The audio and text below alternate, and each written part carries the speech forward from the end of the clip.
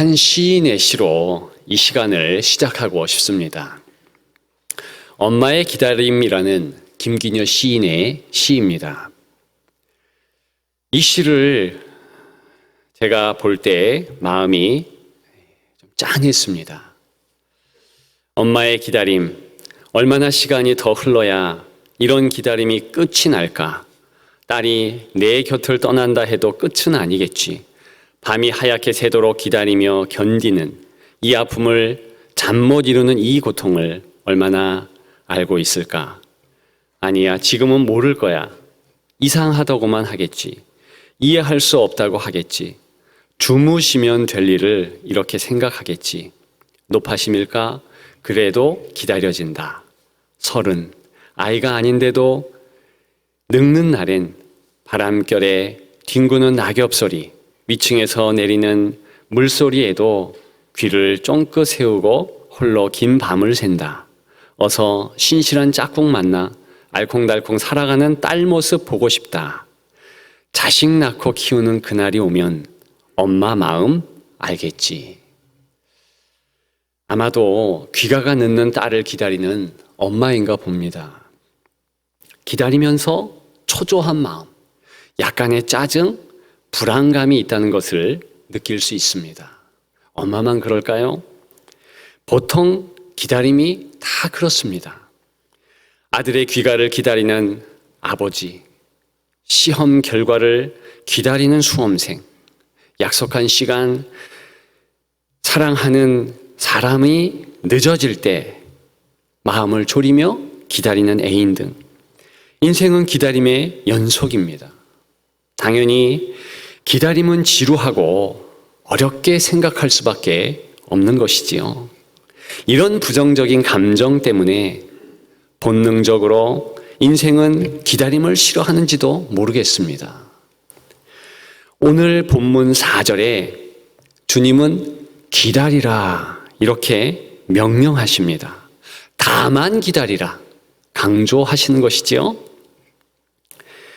그렇잖아도 기다림을 숙명으로 여기며 살아가고 있는 인생에게 또 다른 기다림을 인생의 질고로 하나 더 얹히는 것입니까?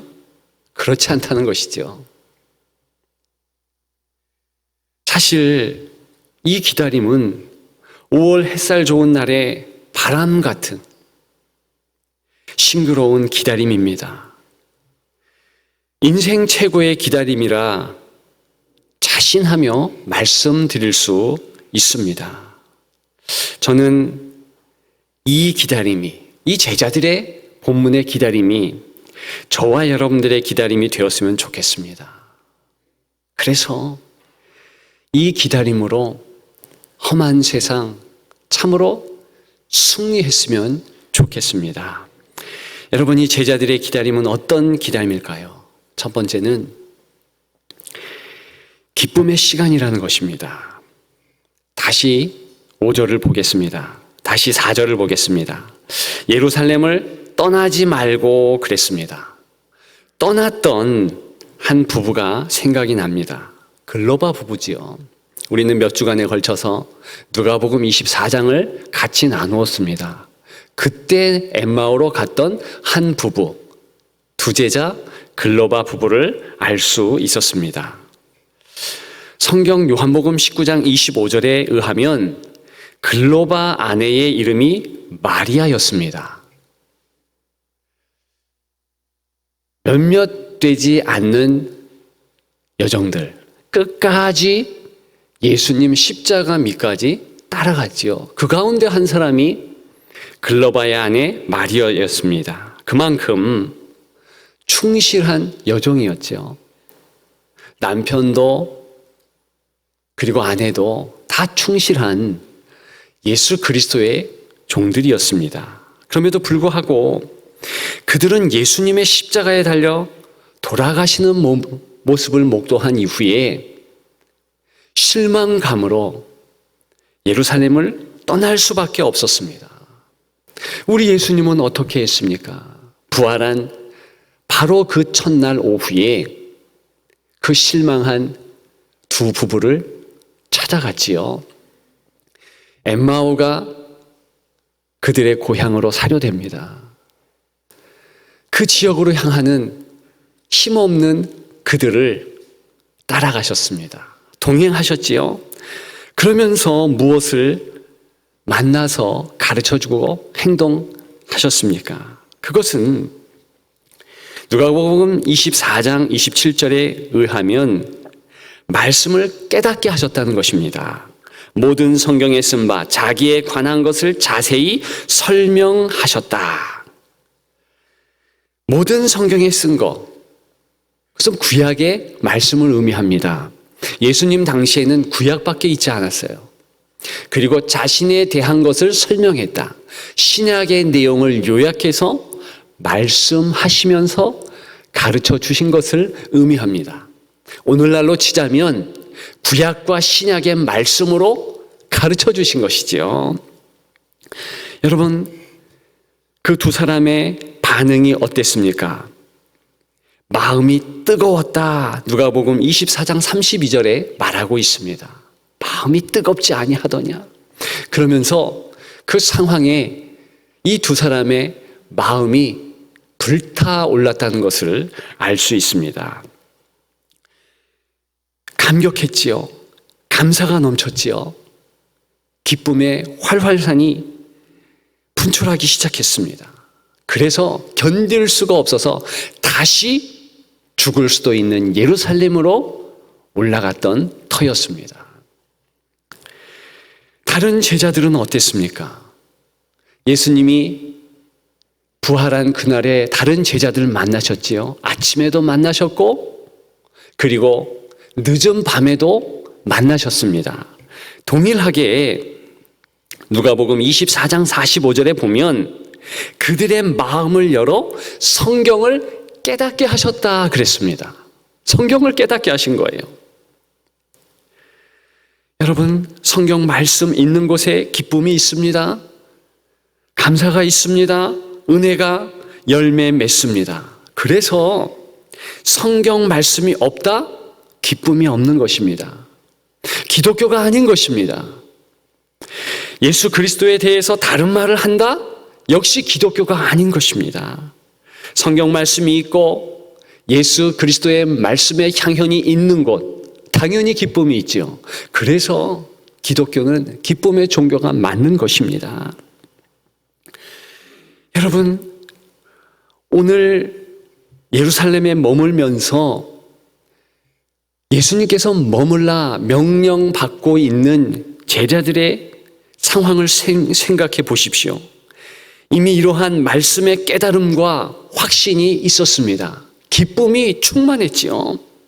따라서 기다리라는 이 시간 자체도 말씀을 묵상하고 공부하는 시간의 연장일 뿐이었습니다. 그들의 기다림은 기쁨이 충만한 시간이라는 것을 우리가 알 수 있다는 것입니다. 그래서 누가복음 24장 53절 끝절에 보게 되면 그들이 하나님을 찬송했다. 한 번 찬송한 것이 아니라 계속 찬송하되 기쁨으로 찬송했다는 것입니다. 여러분, 성령을 대망하면서 그 대망하는 그 사실이 너무나 중차대하기 때문에 기다림이 지루했을까요? 아니요, 그렇지 않습니다. 어떻게 하나님이 우리를 주장하시고 어떻게 하나님이 역사하고 계시는가 말씀을 상고하면서 말씀의 기쁨에 심취했다는 것입니다. 사도행전 2장 1절에 보니까 오순절 날이 이미 이름에 그랬습니다. 이미 이르렀다. 벌써 이르렀다는 것이지요. 그들이 벌써 오순절 날이네? 성령님께서 임하는 그 약속의 날이네? 이렇게 깜짝 놀라면서 체험했다는 것입니다. 그만큼 시간 가는 줄 몰랐다는 의미 아니겠습니까? 지루하게 시간을 때우는 것이 아니었지요. 여러분들은 어떻습니까? 과연 여러분들의 삶 가운데 성경과 그리스도를 붙잡음으로 해서 기쁨, 감사, 감격이 가득한 일상을 보내고 계십니까? 여러분, 우리의 어떤 기다림의 시간도 이런 보편적 진리가 통용됩니다. 우리의 어떤 기다림이든 그 기다림 가운데 말씀이 뛰논다면 그 말씀으로 인하여서 기다림의 초조, 불안 다 사라진다. 우리는 기쁨의 기다림을 할 수 있다. 무엇을 기다리든지 그렇다는 것입니다. 여러분, 오늘은 어린이 주일입니다. 어린이, 유년기를 일컫는 것이죠. 그 유년기를 비롯한 청년기까지의 모든 시간을 기다림의 시간이라 그렇게 일컫습니다. 저는 우리 자녀 세대, 다음 세대가 이 기다림의 시간 가운데 하나님 말씀으로 채워지기를 소망합니다. 그러면 되는 것이지요. 그들의 삶은 기쁨으로 넘칠 것입니다. 그 기다림의 자체 유년기, 청소년기, 청년기 그 시기 때마다 하나님의 놀라운 기쁨이 용서섬칠 줄 믿습니다. 그 일을 위해서 기도해 주십시오. 여러분, 계속해서 제가 교사, 선교사라는 용어를 사용했습니다. 이제 익숙할 것입니다. 무슨 뜻이 있다고 그랬습니까? 모든 성도를 일컫는다 그랬습니다. 저도 교사, 선교사요, 순사역자, 교사, 선교사요, 부서를 섬기는 모든 섬김이들이 다 교사, 선교사라 말씀드렸습니다. 그럼에도 불구하고 협의의 교사, 선교사라는 뜻이 또한 있습니다. 교회학교 교사를 일컫는 것이죠. 저는 이 말씀을 듣는 여러분들이 교사, 선교사, 교회학교 교사로 헌신했으면 좋겠습니다. 그래서 새벽 이슬 같은 청년 세대, 새벽 이슬과 같은 어린이, 사춘기 연령의 세대들에게 하나님의 말씀으로 저들을 양육했으면 좋겠습니다. 저들은 부족하지요. 짝년의 눈에 비치기에 참으로 부족하게 여겨지지요. 그럼에도 불구하고 하나님의 말씀이 채워질 때 그들은 기쁨으로, 감사로, 감격으로 모든 인생을 승리할 것입니다. 그렇게 되도록 여러분들이 나서주시고 기도해 주시기를 주님의 이름으로 축복합니다. 여러분, 둘째, 이 기다림은 사역의 시간이라는 것을 알 수 있습니다. 기다림 자체가 사역이에요. 여러분, 오늘 주님께서 단 한 가지 명령, 다만 기다리라 명령했다는 것을 알 수 있습니다. 이 본문의 기다림은요, 오해하지 마십시오. 준비 기간이 아니에요. 이 자체가 사역입니다. 제자의 사명과 사역은 이미 시작된 것입니다. 조금 내려가서 사도행전 1장 8절 거기에 선교하라 이러면서 사명 받은 것이 아니라 바로 기다리라 이 명령 받으면서 그들의 사명이 시작되었다는 것입니다. 여러분, 제자들이 어떻게 기다렸을까요? 우리는 그 모습을 가늠해 볼 수 있습니다. 말씀을 같이 나누었겠지요. 기도에 전혀 같이 힘썼겠지요. 찬양을 또한 같이 나누었겠지요. 우리 예배의 모임과 다르지 않았습니다. 그렇다면 기다림의 모습, 예배드리는 바로 그 모습, 그것이 사역이라는 것입니다. 기다림의 또 다른 모습, 찬양하고 기도하는 그 모습이 바로 사역이라는 것입니다. 얼마나 중요한 사역입니까? 그랬기 때문에 다만 기다리라 우리 주께서 강조하고 또 강조하신 것이지요. 물론 선교가 중요합니다. 물론 전도가 중요합니다. 그러나 그것들보다도 더 중요한 것은 바로 기다림이라는 것입니다. 기다림이라는 예배, 찬양, 기도 중요한 것이지요. 우리는 코로나로 모이는 예배가 얼마나 중요한가 새삼 깨닫습니다. 정말 중요한 거예요. 우리가 어떻게 모이고 어떻게 예배 드리느냐, 거기에 따라서 우리의 신앙의 색깔이 달라지는 것입니다. 힘이 있고 독수리의 새 힘받아 올라가는 것 같은 능력으로 예배드리는가? 그것은요, 우리의 일상의 개인적 독방, 골방 이런 예배뿐만이 아니라 이렇게 주일에 함께 예배드리는 이 예배에 달려 있다는 것입니다. 지난 설교 어떤 내용입니까? 끝까지 가라. 끝까지 간다. 하나님 기대의 끝 찬양, 성도 교제의 끝 찬양, 예배의 끝 찬양 말씀드렸습니다. 개인적으로 찬양하는 것도 참으로 중요하지만 우리가 같이 모여서 한 목소리로 한 하나님을 찬양한다. 얼마나 아름답고 귀한 것입니까? 찬양하며 영광 돌리는 우리가 되기를 축복합니다. 여러분, 기다리는 기간, 이것도 좀 생각할 필요가 있겠습니다. 잠깐 생각할까요? 5절에 보면 몇 날이 못 돼요 그랬습니다. 몇 날이 못 돼요? 원문의 뜻은 이 많은 날들이 못 돼요 라는 뜻입니다. 여러분, 제자들은 10일을 기다렸습니다. 긴 기간일까요? 짧은 기간일까요? 길면 길고 짧으면 짧은 그런 기간 아닐까 저는 생각됩니다. 분명한 것은 주님이 승천하시면서 이 기간을 재버리실 수도 있으셨습니다. 그냥 성령의 충만함을 갑자기 제자들에게 주실 수도 있었습니다. 당연하죠. 그럼에도 불구하고 10일을 기다리게 하셨다는 것. 여러분, 중요한 그 기간의 시간이라는 것 아니겠습니까? 더 중요한 것은 그 기다림의 기간이 길다, 짧다, 여기에 있는 것이 아닙니다. 길든 짧든 그 기다림 자체의 기간, 그것이 참 중요하다는 것입니다. 여러분, 모세는 80년간의 기다림 끝에 드디어 이스라엘 백성들의 리더가 되었습니다. 여러분, 다윗은 어떻습니까?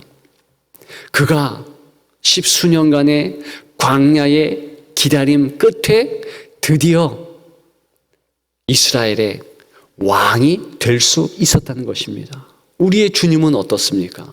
오늘 말씀에 명령을 하시는 우리 예수님은 어떻습니까? 30년을 기다리신 거예요. 공생의 공식 3년입니다. 여러분, 3년만 예수님의 사실 공생입니까? 그렇지 않지요. 30년 그 기다림의 시간도 오롯이 사역 시간 아니었습니까? 예수님의 사역의 시간이 33년 그대로였지요. 우리도 그렇습니다. 모든 시간, 심지어는 우리가 가볍게 여기는 기다림의 시간, 준비의 시간, 그 시간조차도 사역의 시간이라는 것입니다. 기다림은 사역의 시간이지요. 마음에 새기는 여러분들 되시기를 주님의 이름으로 축복합니다. 여러분, 마지막으로 이 기다림은 맡김의 시간이라는 것을 알 수 있습니다. 여러분, 제자들은 오늘 본문에 보니까 이 기다림을 통해서 더욱 하나님을 알게 되었다는 것을 깨닫습니다. 오순절 베드로 설교에서도 나타나지만 하나님이 먼저 더욱 기다리셨다. 그것을 베드로를 위시한 제자들, 엠마오로 향해 갔던 부부 다 깨닫게 되었다는 것입니다. 나보다 더 하나님의 기다림이 컸다. 예수 그리스도를 어떻게 우리에게 주셨습니까? 계획 안에서, 스케줄 안에서 그렇게 기다리시고 또 기다리시고 작정한 시간이 되어서 예수님이 우리에게 나오신 것 아니겠습니까? 그걸 깨달았다는 거예요. 그리고 또 무엇을 깨달았습니까? 그 기다리는 시간, 하나님께서 일하신다는 것. 하나님께서 일하심으로 자신들이 움직이는 것보다 하나님은 더 탁월하고 더 놀랍고 더 아름답게 일한다는 것을 깨달았다는 것입니다. 여러분, 그래서 기다리면서 이 제자들은 어떤 행동을 했겠습니까? 맡겼겠지요. 그들의 삶을 맡겼지요. 그래서요, 이후로 이들은요, 실제로 선교하며 주의 일을 나타나며 증거할 때에 다른 것보다 먼저 맡기는 마음으로 나아갔습니다. 오늘 이 기다림의 시간에 은혜를 받았다는 것을 알 수 있습니다. 여러분, 모든 시간이 다 맡기는 시간입니다. 그러나 우리가 기다리는 시간, 밤에 잠잘 때, 그리고 어떤 사역을 준비할 때 다 맡김의 시간이라는 것입니다. 나태주 시인이 재미있는 시를 썼습니다. 하나님, 오늘 하루 잘 살고 죽습니다. 내일 아침 잊지 말고 깨워 주십시오. 이 잠자기 전 기도라는 시의 전문이 이거 다예요. 그런데 짧지만 긴 여운을 안겨주지 않습니까? 임팩트가 있지 않습니까? 잠자는 시간, 어떻게 보면 우리가 생각하지 못하는 시간이에요. 낫을 준비하고 그 다음 날의 일상을 준비하는 기다림의 시간이겠지요. 그런데 그때 하나님은 더 마음을 다해서 열심히 우리를 위하여 일하고 계시는 중이라는 것입니다. 주보에도 썼지만 식물들은요, 언제 성장 성숙하는가? 밤이에요. 세포가 활발히 이 운동을 하면서 폭발적으로 밤에 성장하는 것이지요. 그래서 산책하다 보면, 특히 새벽 예배를 끝나고 산책하다 보면 정말 식물들이 많이 자랐다, 풀이 많이 자랐다, 그런 것을 느끼게 된다는 것입니다. 여러분, 우리는 맡길 수밖에 없는 인생입니다. 하루에 8시간, 9시간 잠자면서 맡길 수밖에 없고 다른 시간들도 맡길 수밖에 없지요. 여러분, 어떻습니까? 우리의 여생도 맡길 수밖에 없어요. 내일 일 맡길 수밖에 없습니다. 그래서 자녀를 맡기십시오. 내일 일을 맡기십시오. 여생을 맡기십시오. 민족과 국가를 맡기십시오. 모든 것을 맡기십시오. 여러분, 맡기는 것이 능력입니다. 이 맡김이 축복인 거예요. 기억하시는 여러분들 되기를 주님의 이름으로 축복합니다.